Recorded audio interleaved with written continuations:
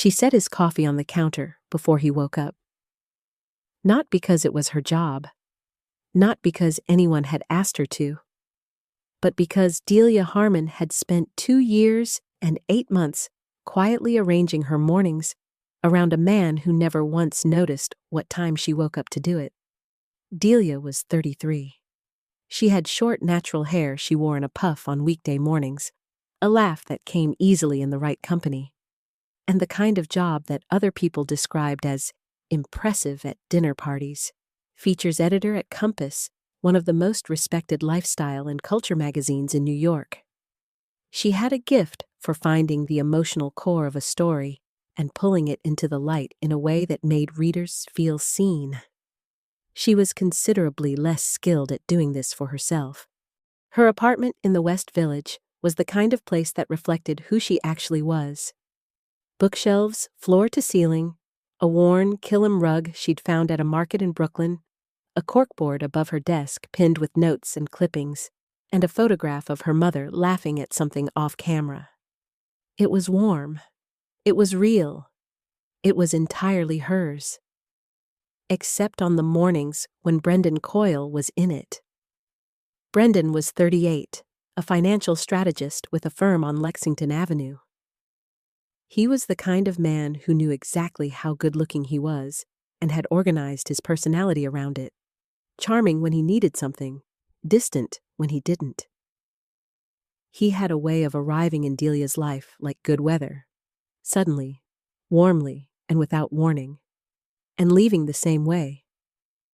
They had been together, if together was even the right word, for almost 3 years. There had never been a formal conversation about what they were. Every time Delia had moved the conversation in that direction, Brendan had redirected it with his hands or his smile, or a story that was just interesting enough to derail the question for another few weeks. She had let him. That was the part she kept coming back to. She had let him.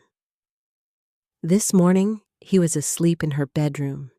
She was in the kitchen in the gray pre-dawn, pressing the button on the coffee maker, listening to the city below begin its day. A garbage truck. A siren moving north. The specific hush of early morning that she had always loved. She looked at the 2 cups on the counter. She had put out 2 cups automatically, without thinking. The way you do something you've done so many times it no longer requires a decision. And looking at those 2 cups, she had the first clear thought she'd had in months. It was not a dramatic story, the way she had lived it. There were no screaming fights, no thrown dishes, no moments so obviously terrible that she could point to them and say, "This, right here, this is when I should have left." It was quieter than that, more gradual, the kind of erosion that happens so slowly you don't notice until you look at a photograph from 3 years ago and barely recognize the woman in it. The photograph she kept coming back to was from her friend Nadia's birthday in the spring, 2 weeks before she met Brendan. Delia, in a yellow dress, mid-laugh, a glass raised, her whole face open. She looked like a woman who expected good things. She still expected good things. She had just stopped expecting them from herself and started expecting them from him. The list, if she had written it out, would have looked like this. She had turned down a writing fellowship in Rome, 6 weeks, fully funded, a project she'd pitched herself. Because Brendan had said, not as a demand, but as a casual observation, that 6 weeks seemed like a long time. She had called the fellowship coordinator and declined before she'd even thought it fully through. She had stopped going to her Saturday morning writing group because it conflicted with the one morning Brendan reliably wanted to sleep in at her place, and she hadn't wanted to wake him. She had stopped calling her college friend Portia as often, because Portia didn't like Brendan, had said so plainly after meeting him twice, and it was easier to create distance from Portia than to sit with the discomfort of being told something true. She had started dressing slightly differently. Nothing dramatic, just less herself, more curated. more like the version of herself she thought he might prefer. None of these things had been asked of her directly. That was the part that made them hardest to talk about. There was no villain in the obvious sense. There was just a woman who had slowly contracted herself to fit around a space that was never going to expand to meet her. Nadia had said it last month carefully over dinner on Bleecker Street. "Dee, I just miss you sometimes, even when you're right here." Delia had changed the subject. Sitting in her kitchen now, both hands around her coffee, she let the words come back. "I miss you sometimes, even when you're right here." She had made the reservation 3 weeks in advance. A small Italian place in the West Village that had been on her list for over a year. Not flashy, not trying too hard, just genuinely good food and low lighting, and the kind of atmosphere where a real conversation was still possible. She'd booked it for a Thursday, sent Brendan the details, gotten a thumbs-up emoji in response, and told herself that was fine. He showed up 22 minutes late. She had been sitting at the table alone, with a glass of water and the look of a woman who had practiced appearing unbothered by something that bothered her. "Traffic was insane," he said, sitting down and picking up the menu without looking at her. "It's okay," she said, because she always said that. The dinner was fine. That was the word for it, fine. Brendan talked about a client situation at work that had irritated him.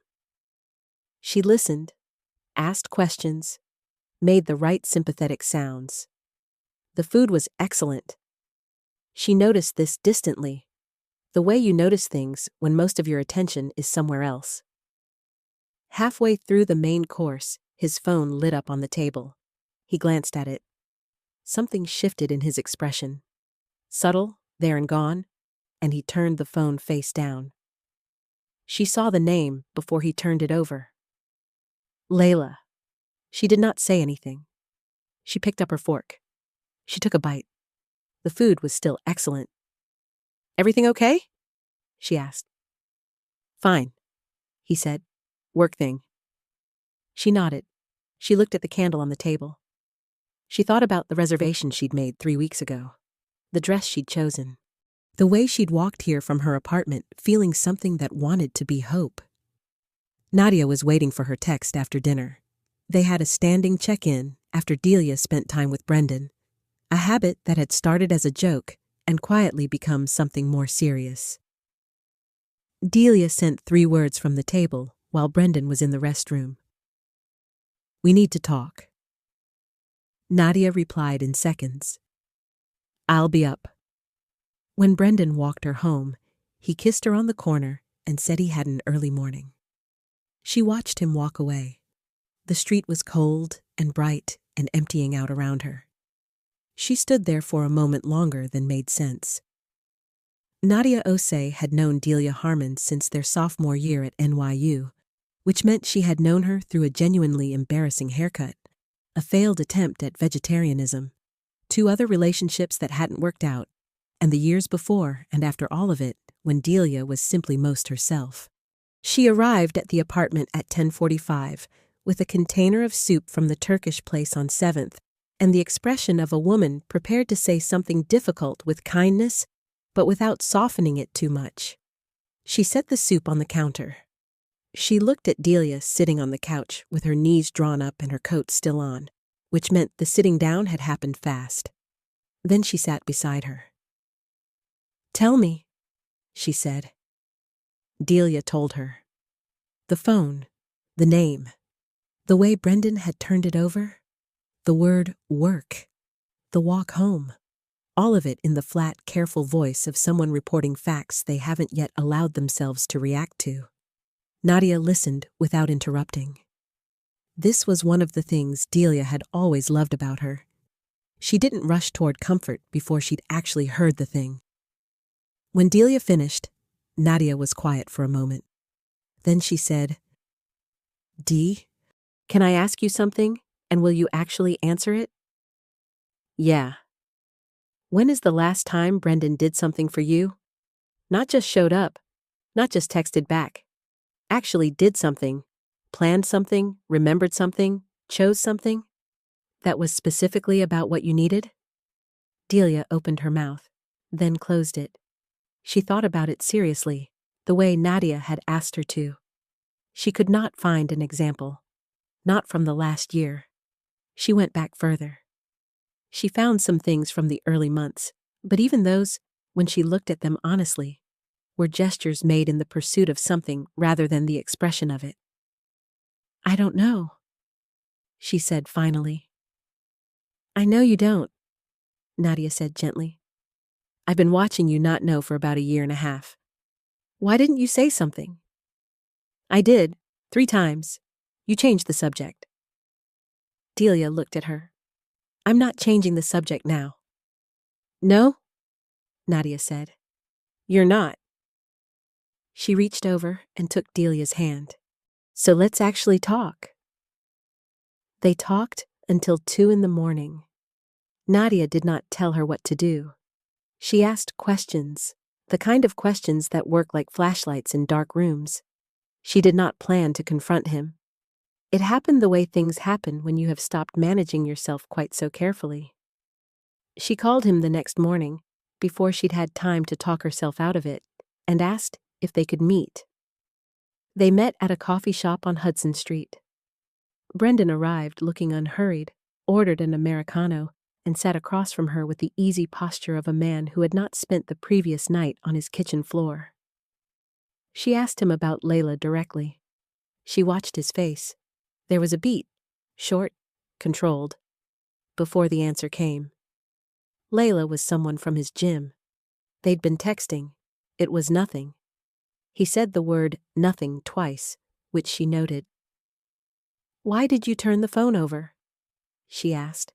He said she was being paranoid. He said it in the tone of someone correcting a misunderstanding, which was different from the tone of someone being honest, though the difference was subtle enough that she might have missed it 6 months ago. She didn't miss it now. "I'm not paranoid," she said. "I'm asking a direct question." He looked at her with the slight impatience of someone who had expected a different version of this conversation, the version where she accepted the reassurance and they moved on. When she didn't move on, something shifted in him. Not anger, just recalibration. He said it was complicated. He said he cared about her, but that he'd been feeling pressure lately. He said the word pressure like it was something she had done to him. She listened to all of it.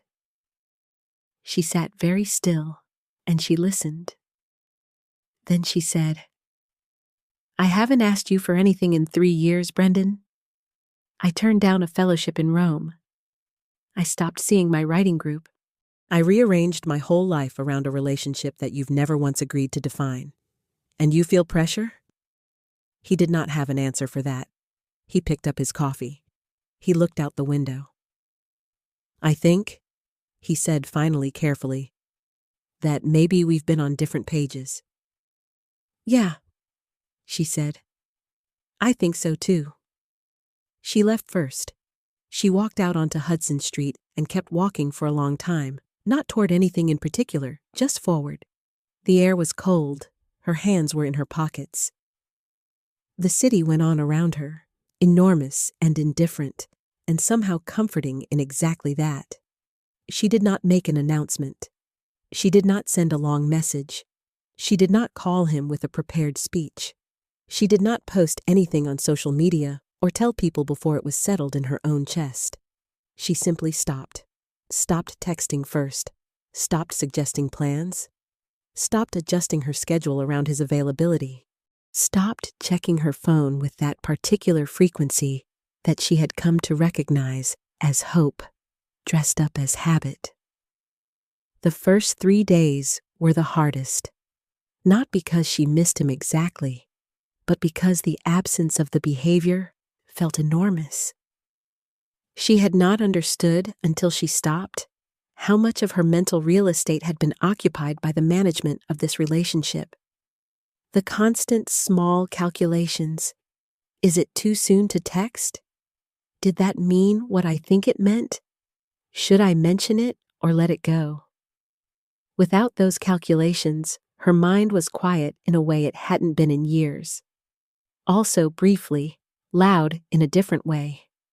On the fourth day, she sat with her Kindle and tried to read and found she couldn't concentrate, so she opened her notes app and started writing instead.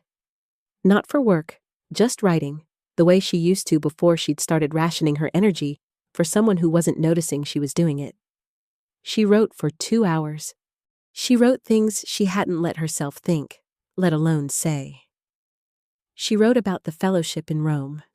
She wrote about her Saturday writing group, which she'd quietly stopped attending 9 months ago and hadn't once been asked about.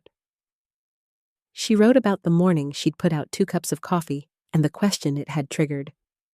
When she was done, she felt wrung out and lighter at the same time, the way you feel after something necessary. Nadia called that evening. "How are you doing?" "Strange," Delia said honestly. "Like I got a room back in my own house." That's actually a healthy way to describe it. "Are you therapist voicing me right now?" "A little," Nadia admitted. "Is it working?" "Also a little." Brendan texted on day 6, just, "Hey." She looked at it for a moment. She put the phone face down and went back to what she was doing. She did not feel powerful about this. She did not feel triumphant. She felt sad and steady in equal measure, which was, she was learning, closer to strength than triumphant had ever been. It appeared on her kitchen counter on a Tuesday, left there when Nadia stopped by while Delia was in the shower, and let herself in with the spare key that had lived on Nadia's keyring since 2017. The book was used, a paperback with the spine gently cracked from multiple readings. Women Who Run with the Wolves by Clarissa Pinkola Estes. There was a post-it note inside the front cover in Nadia's handwriting. "For when you're ready, no pressure. Also there's soup in the fridge." Delia had heard of the book. She'd almost bought it twice. She picked it up that night without intending to read more than a few pages, and was still reading at 1 a.m., sitting up in bed with her back against the headboard and the feeling of someone recognizing themselves in a mirror they hadn't expected to find. There was a passage she kept returning to, about instinct, about the wild knowing that women are taught to distrust and override, about the cost of that overriding. She read it 3 times. The 3rd time, she set the book down and looked at the ceiling and stayed with what it made her feel, which was a complicated mixture of grief and something she could only describe as recognition. She had known. That was the thing. She had known for a long time that something was off, that she was giving in a direction that wasn't flowing back, that the version of herself she was living wasn't the whole version. She had known it the way you know things you've decided not to act on, fully and quietly and in the back of everything. She reached for her phone, not to text Brendan, to open her calendar. The Saturday writing group met at 9 a.m. at a bookshop on Jane Street. She had been absent for 9 months. She sent a message to the group chat at 1:17 a.m. "Is it okay if I come back on Saturday?" The first reply came within minutes from a woman named Cecily who wrote experimental fiction and had terrible taste in movies, and was one of the most genuinely encouraging people Delia had ever met. "We've been saving your chair." Delia looked at that message for a long time. Her editor at Compass was a 61-year-old woman named Ruth Gaffney, who wore reading glasses on a chain and had strong opinions about sentence structure, and had been, quietly, one of the most important people in Delia's professional life for the past 5 years. Ruth called her into her office on a Thursday morning, closed the glass door, and set a folder on the desk between them. "I want you on this one," she said. "I've been holding it for the right writer." The brief was for a long-form feature, 15,000 words, front of book, the kind of piece Compass ran twice a year that actually moved people. The subject: Women who had rebuilt their professional and personal lives after a period of significant stagnation. Not failure stories with redemption arcs. Not inspiration porn. Real women, Ruth said, who had gone quiet for reasons they sometimes couldn't fully articulate, and then hadn't. Delia read the brief. Something moved in her chest. "This is me," she said, before she could stop herself. Ruth looked at her over the reading glasses. "I know," she said. "That's why I'm giving it to you. I mean, I'm not going to write about myself. Of course not. But you'll understand it from the inside, which means you'll ask the right questions." Ruth picked up her coffee. "I want to run it in the spring issue. That gives you 4 months. I want 6 subjects minimum, different industries, different circumstances. And Delia, I want your writing to sound like you again, not the version you've been giving me for the past year." Delia looked up. "I say that with love," Ruth said. "And because I've been doing this long enough to know what a writer sounds like when they're writing from somewhere full versus somewhere empty." Delia walked out of Ruth's office with the folder under her arm and stood for a moment in the hallway of the Compass offices. The long windows looking out over Midtown, the organized noise of a working newsroom, the specific energy of a place where people made things. She had loved this. She had always loved this. And Ruth was right. She had been writing from somewhere empty for longer than she wanted to admit. She sat down at her desk and opened a new document. At the top, she typed a single line, not the article title, but a note to herself, which she would eventually delete before filing. "Write like you're not trying to be careful." He called on a Wednesday evening, 3 weeks after the coffee shop. She almost didn't answer. Then she did, because not answering felt like a different kind of management, and she was trying to stop managing. His voice was different. Not dramatically. Just slightly less rehearsed than usual, the way people sound when they haven't fully planned what they're going to say. He said he'd been thinking. He said he missed her. He said he'd handled things badly, and he knew it. He said the word Layla again, and this time offered a fuller explanation. They had gone on 2 dates before he and Delia had gotten serious, which he acknowledged sounded worse said out loud than it had seemed in his head. She listened. She did not fill the silences. "I'd like to try again," he said. "Properly. I know I could have been more present." She sat on the edge of her bed. The lamp was on. Through the window, she could see the top of a building she liked, a pre-war with cornices that looked different in every kind of light. "I believe you," she said. "Yeah? I believe that you mean it right now," she said. "I'm just not sure right now is the information I need." He was quiet. "What does that mean?" he asked. "It means I've been doing a lot of thinking too. And what I keep coming back to is that I spent 3 years in something that never quite held my weight. And I don't think that was malicious on your part.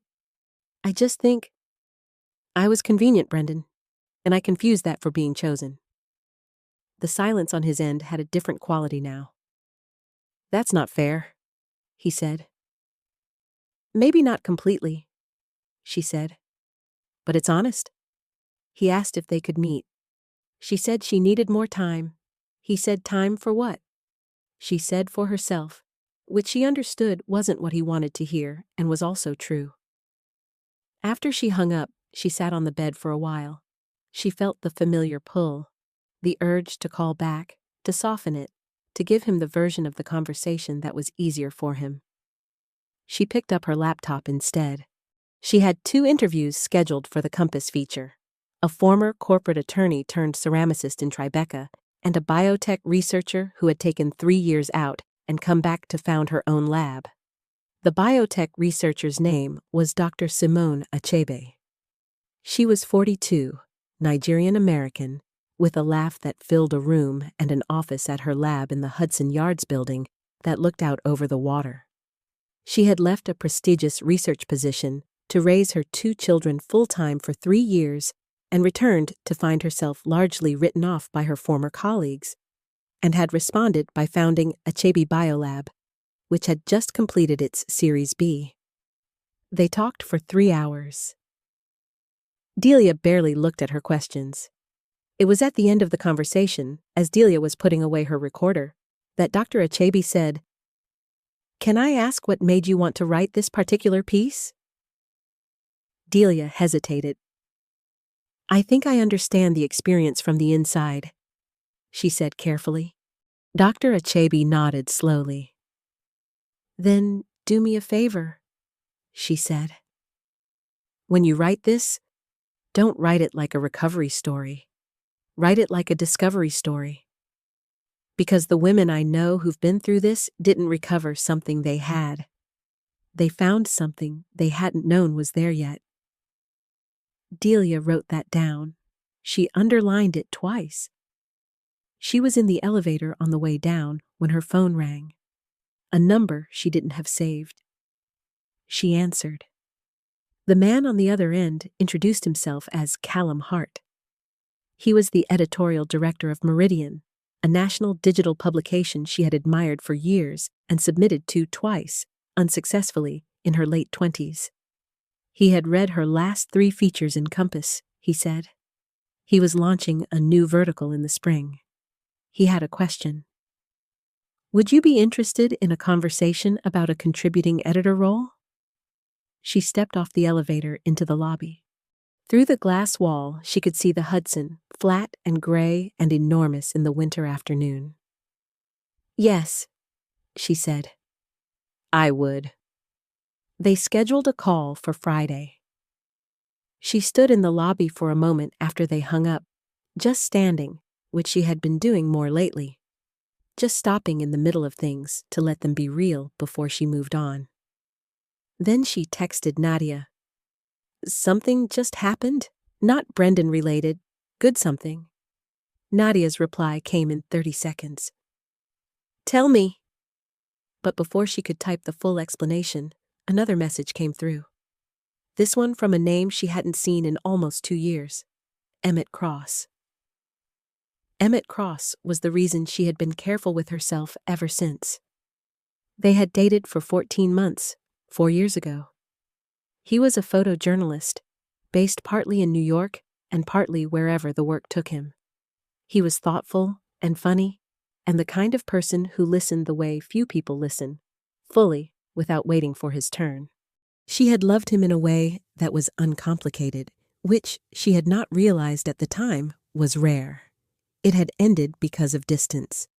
Not metaphorical distance, actual geography. He had taken an 18-month contract overseas, and they had tried, for 4 months, to maintain something across 12 time zones. It had worn itself down gradually, neither of them wanting to say the thing that needed saying until he had said it. "I don't think this is working, and I think you deserve something that works." She had not handled it especially well. She had thrown herself into work, and then, a year later, into Brendan, who was always present, physically, which she had confused for emotional availability because she was still measuring presence against absence. The text from Emmett said, "Hey, I know it's been a while. I'm back in New York. I heard through the grapevine, Nadia, probably, that you've been going through some things. No agenda. Just wanted to say I think about you sometimes and hope you're doing well." She read it 3 times. Then she called Nadia. "Did you tell Emmett Cross something about my life?" A pause. "I may have run into him at a thing last month. And yes, I may have mentioned that you were emerging. Emerging. It felt like the right word. Nadia." "He asked how you were. What was I supposed to say? He's been back for 6 months, Dee. He did the whole overseas thing and came back, and before you ask, no, I don't think he has an agenda. I think he just missed his friend." She sat with that. Emmett had been her friend. That was the thing she sometimes forgot when she thought about him. Or rather, that she sometimes strategically remembered last, after she'd thought about everything else. Before he was anything else, he had been someone she genuinely liked talking to. She typed back, "Hey, no grapevine needed. I'm doing okay. Actually more than okay lately. Good to hear you're back." He replied in 5 minutes. "That's really good to hear. Coffee sometime?" She interviewed 6 women over 6 weeks. The former corporate attorney who made ceramics in Tribeca and said the first bowl she threw badly was the first honest thing she'd made in a decade. The biotech founder, a landscape architect in her 50s who had left a marriage and a career in the same year and was now doing the most significant work of her life. A high school art teacher who had deferred her own MFA for 11 years and finally completed it at 44. A woman who had run a family business she hadn't chosen and spent 8 years doing it and 1 year undoing it and was now 3 years into something entirely her own.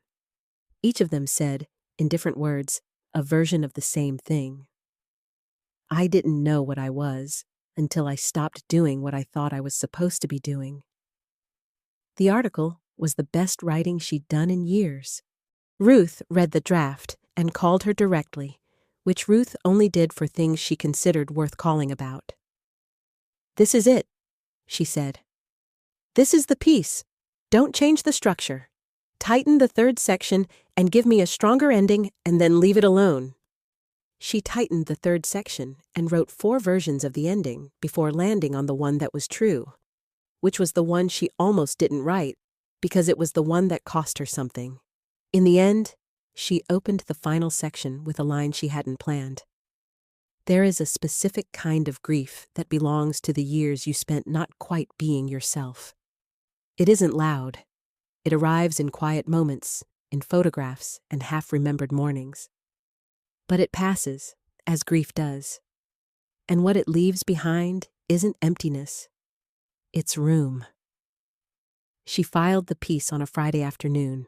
Then she sat at her desk in the Compass office and looked out at Midtown in the gray late afternoon and felt, fully, without complication, proud of something she had made.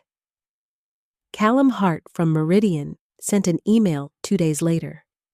He had read her recent work. The contributing editor conversation was becoming a more formal inquiry. They met on a Saturday morning at a small place on Perry Street. Not the kind of coffee shop designed to be photographed. Just a good neighborhood spot with good coffee and enough noise to make silence feel comfortable when it happened. He looked the same. Maybe more settled, which she thought was the right word. Like a person who had done some significant living and stopped bracing against it. They talked for 2 hours. There was a brief early awkwardness, the kind that belongs to people who were once close and are recalibrating, and then it passed, and they were just themselves again.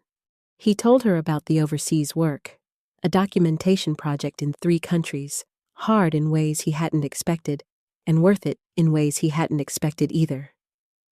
She told him about the Compass feature, about Meridian, about the writing group she'd returned to. He asked about Brendan. She told him the outline, not the full narrative, just the shape of it. He listened without offering an opinion, which she had always respected about him. "Are you okay?" he asked. "I'm getting there," she said. "Actually, more than getting there. I think I'm somewhere I haven't been in a while." "Yeah," he said, looking at her. "I can see that." She didn't ask what he meant. She thought she knew. Walking back through the West Village afterward, she thought about what she'd felt in the coffee shop. Comfortable. Seen without performing. The conversation had moved the way good conversations move. Not toward anything. Just forward, naturally. The way water finds its level. She had spent 3 years in a relationship with a man who made her feel like she was always slightly auditioning. She had forgotten what it felt like to simply be known, They texted a few times over the following week. Easy back and forth, no weight behind it. He sent her a photograph from an exhibit he'd caught, a series of portraits that he thought might interest her, given what she'd written about. She found herself looking at the photograph for longer than she'd planned, and not being sure what to do with that. Nadia, predictably, had opinions. "He's not the same person from 4 years ago," Nadia said. "Neither are you. People change, Dee. I just got out of something. I'm not saying jump. I'm saying don't close the door before you've looked through it." He had been building to something. She could tell from the frequency of his texts, which had increased gradually over the past month. Small things, check-ins, a link to something he thought she'd find funny. She had been polite and short and not unkind, which she knew was ambiguous enough that he'd taken it as an opening. The call came on a Tuesday evening. He had made a reservation, he said, not the Italian place in the West Village. A different one, somewhere she had mentioned once, over a year ago, that she'd always wanted to try. A tasting menu restaurant on the Upper East Side that required booking 3 months out. He had, apparently, called in a favor. "I want to do this right," he said. "I've been thinking about what you said, about being convenient, and I don't want to be that person. I want to try. Actually try." She sat on her couch with the lamp on, listening. She waited to feel something large. The surge of hope she would have felt 6 months ago. The flood of relief.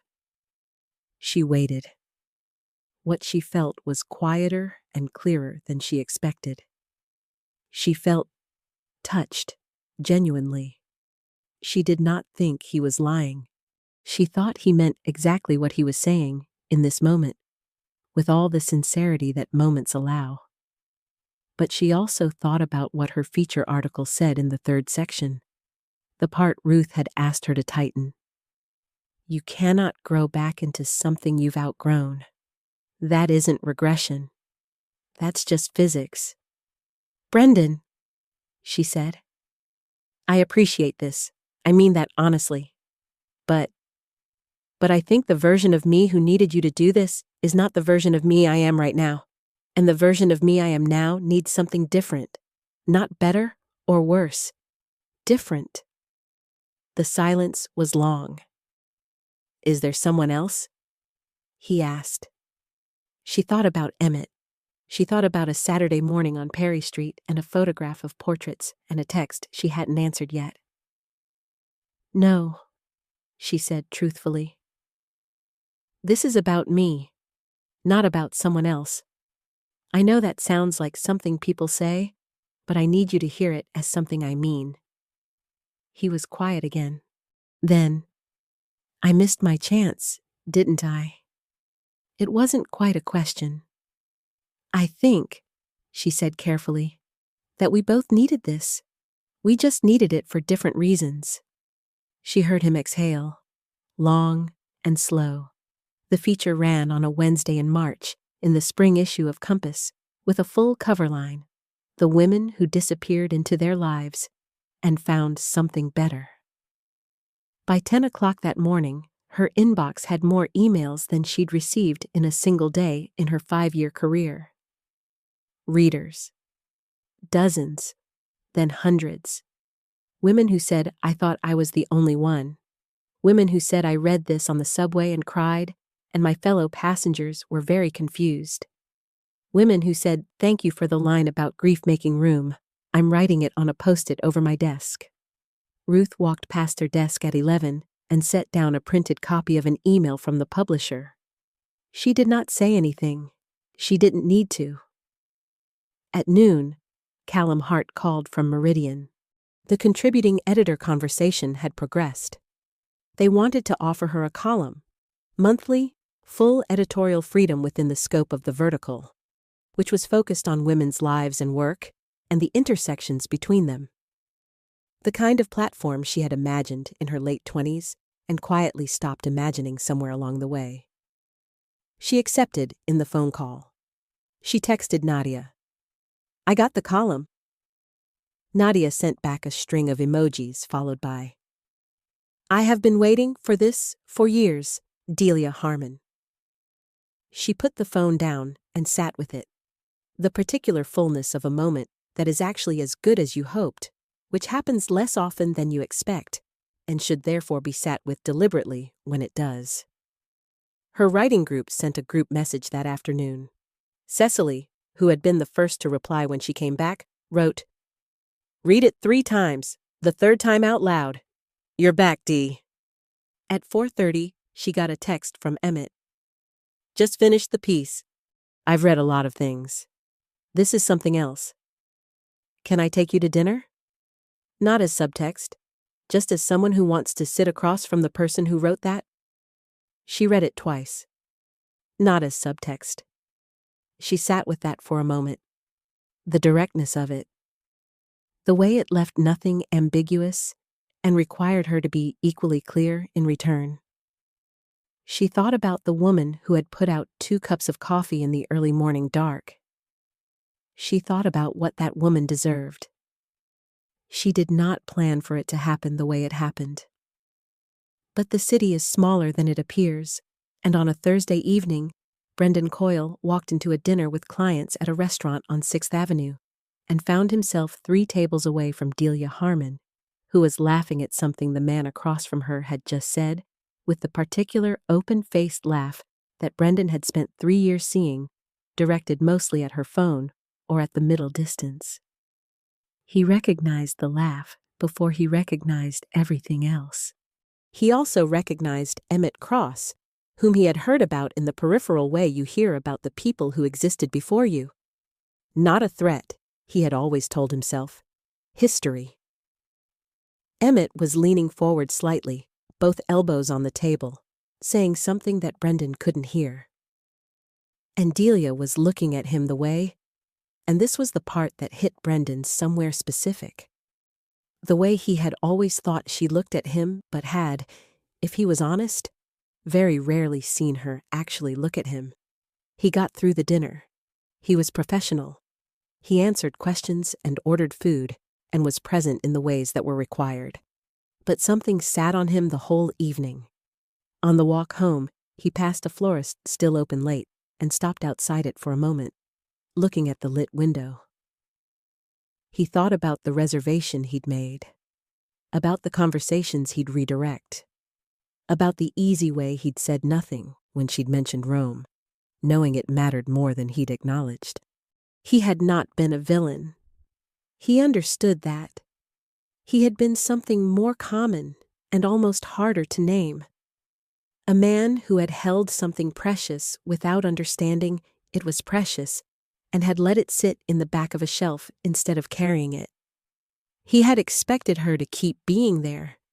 He had expected it the way you expect something you have never had to earn. He pulled out his phone, then put it back, then took it out again. He typed and deleted 4 different things. Finally, he sent, "I saw you tonight. I don't say this to create anything. I just want you to know, you looked really good, happy, and I'm glad." She did not reply that night. He had chosen a small place in the West Village.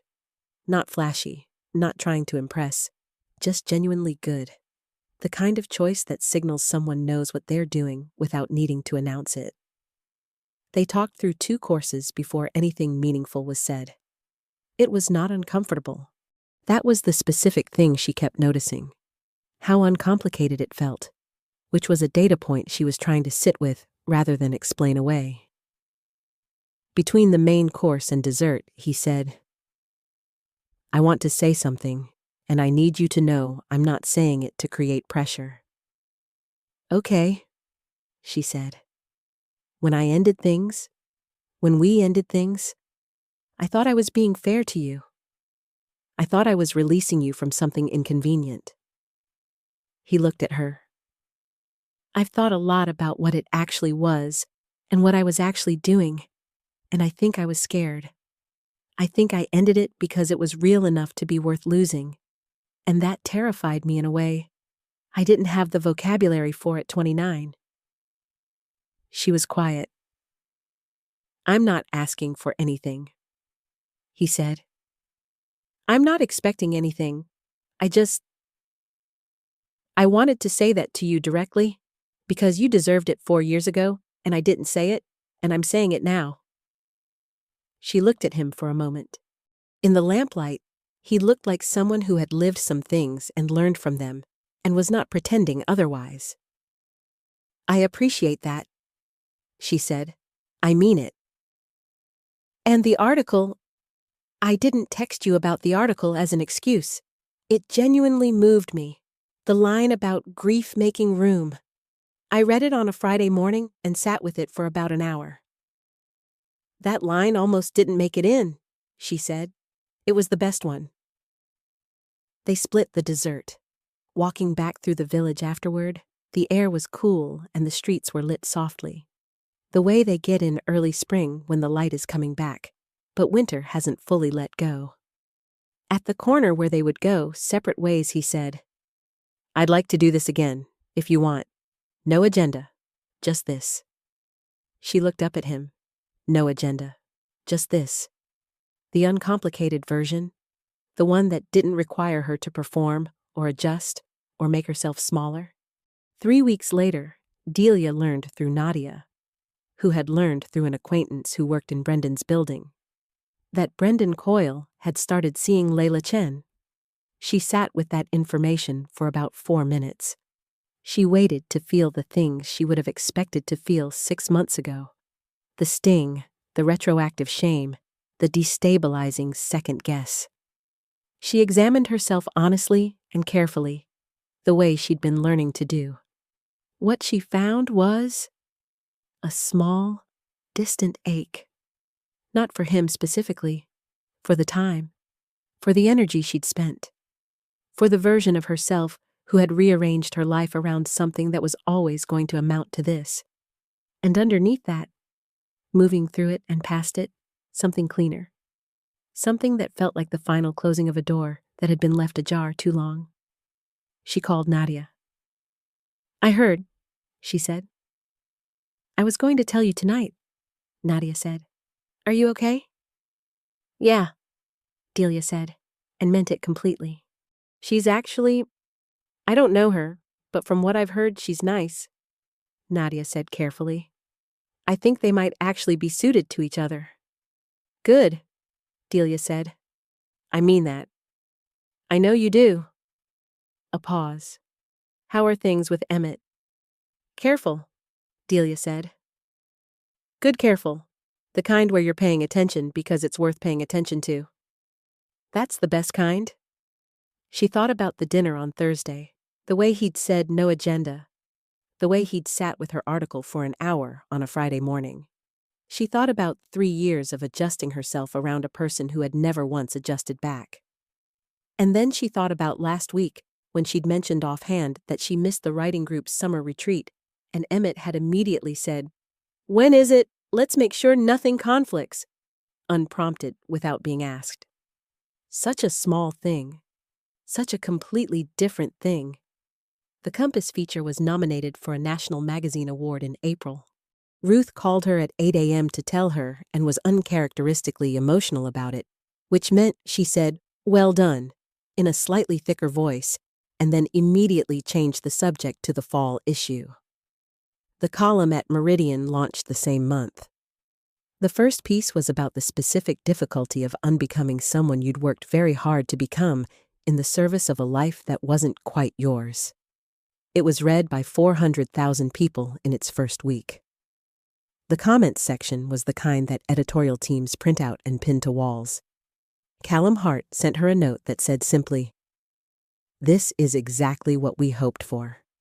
Thank you.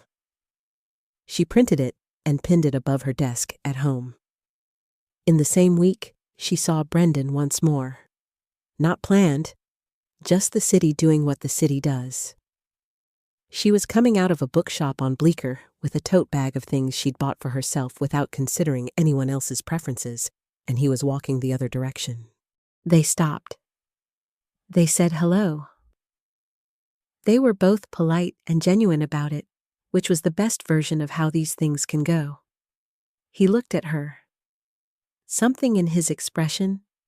She had always been good at reading faces. It was most of what made her a good interviewer.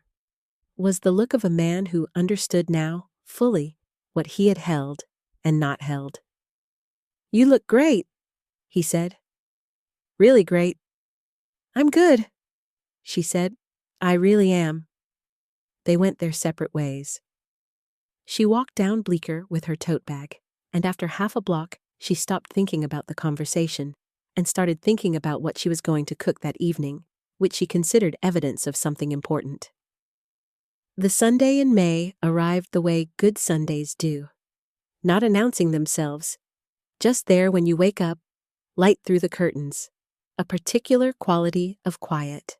Delia woke up at 8 and lay still for a moment, which she had started doing again. Lying still in the first minutes of the morning before reaching for anything. Just noticing what was there. What was there? The soft noise of the city waking up below. A cup she'd left on the nightstand.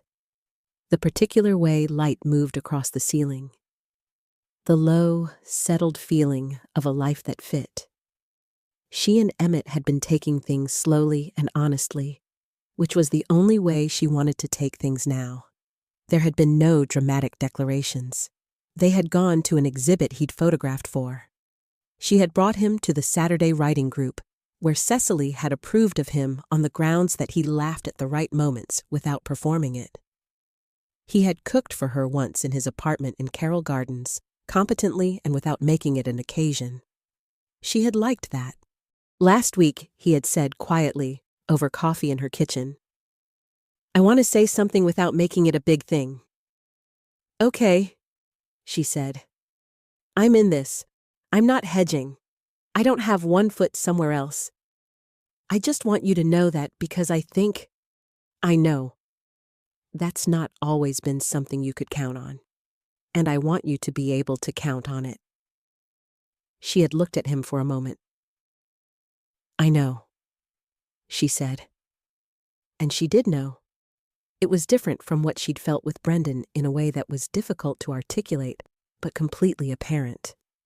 There was no constant monitoring, no reading of signs, no adjusting of herself. It was simply a person being present and meaning it, and her being present back. She got up and made coffee on the Sunday in May and thought about all of it, not with the weight she would have carried it 2 years ago, but lightly, clearly, the way you think about something when you understand it. She thought about the woman who had set out 2 cups and asked herself when she had become a habit. She thought about the fellowship in Rome she had given up, about the writing group, about Nadia setting soup in her refrigerator and leaving a book with a post-it note, about the article, about what Dr. Achebe had said in the Hudson Yards office above the water. Don't write it as a recovery story. Write it as a discovery story. That was right. That was exactly right. She had not recovered herself. The self she was now wasn't something she'd gotten back. It was something she'd found in the excavation. Richer, more honest, harder to reduce. If you are somewhere tonight where you have made yourself very small and you have convinced yourself that is what love asks of you, it is not. Love worth having does not ask you to disappear into it. It asks you to show up whole. Your whole self is not too much. It is exactly enough. It has always been exactly enough. And when you stop chasing the thing that was never going to choose you fully, when you turn around, you will find that you have been walking toward something all along. Not a person, not a title. A version of yourself you hadn't met yet. She poured her coffee. She sat at the kitchen table with the Sunday light coming through the window and opened her laptop and started writing the second column. Emmett texted at 9. "Morning, farmer's market later?" She smiled. She texted back, "Yes." And that's where we leave Delia. Not with a dramatic ending, not with fireworks, just a Sunday morning, a cup of coffee, and a woman who finally feels at home inside her own life. And hey, if you're still here with us right now, I want you to know something. The fact that you stayed until the very end of this story tells me something real about you. Something in Delia's journey touched you. Maybe it was the moment she sat on her kitchen floor. Maybe it was the 2 cups of coffee she put out without thinking. Maybe it was something smaller than that.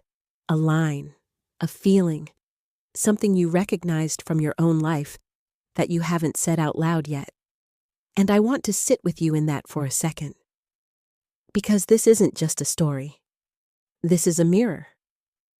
The Stoics, those ancient philosophers who understood human nature better than most people alive today, they had a concept called amor fati.